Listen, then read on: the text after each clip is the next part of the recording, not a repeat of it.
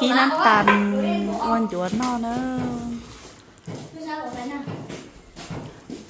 tô ấy mới ký đây nồi mỏng rồi cho nó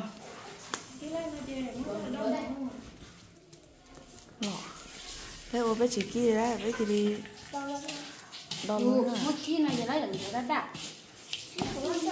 tôi có lấy cho các cá rồi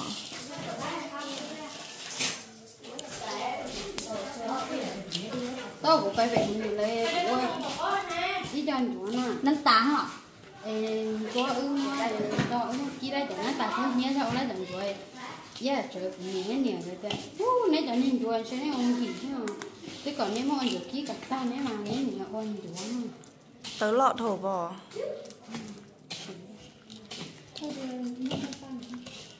còn lại yeah trời mình hay còn nhiều thứ nữa nếu về sẽ nếu mới cho nha món ăn kỳ nên bảo mấy cô gái chọn thôi ui kia chỗ đây rồi có cái phòng học đấy thì cái chỉ bằng mấy mất tới rồi nó được thì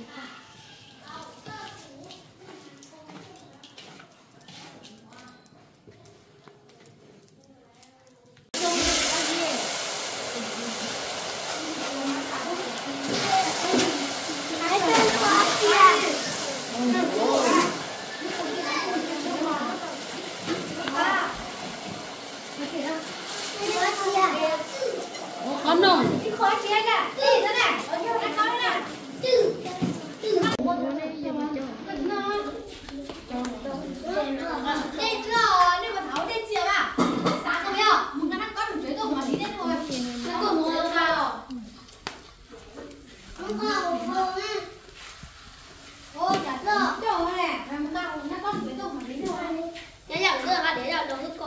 gỡ là cái yên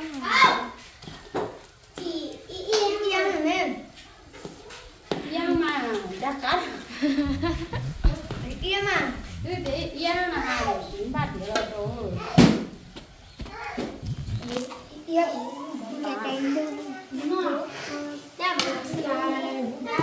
chú 20 tô ấy ô cũng đây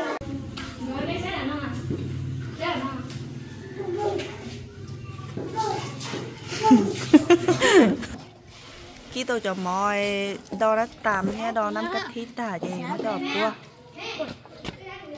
ấy tròn cái to của rồi vậy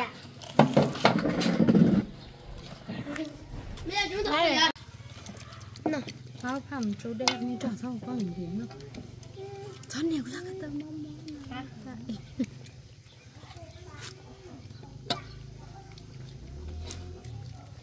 nó ha nó mỏ ha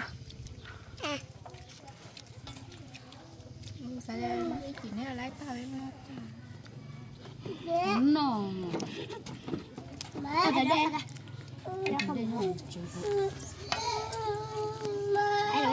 bé pro cho bé chè nó cho nó ăn này thì chỗ giống cô rồi nhưng nó cá thì chả chỉ thôi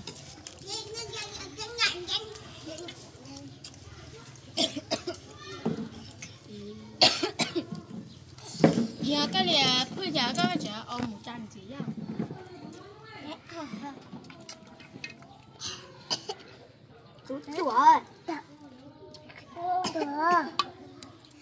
Chùa cắt tiền, cắt cái này chúng nó chui làm gì à?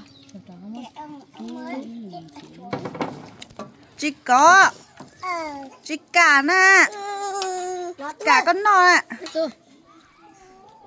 Tôi chó hôm nay từng đầu chùa cả. nè Em nói được rồi. Nhé. ai mà có được món nhé cái nó đó là đi ăn mà Mong gì nó mong rõ cái hơn. nên là chỉ có cái Lên. Nó đã được. trời một lọ cái một triệu có bao nhiêu hả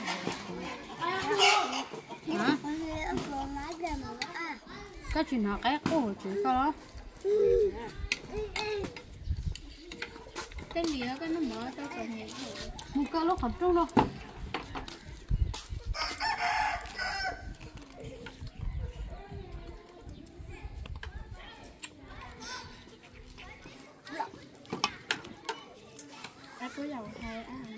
quá mà Đây luôn. chả cần gì à ha Đây thế. Nó làm vậy. Cái này chỉ sao nó chứ muốn xí thì chứ sẽ bán nó.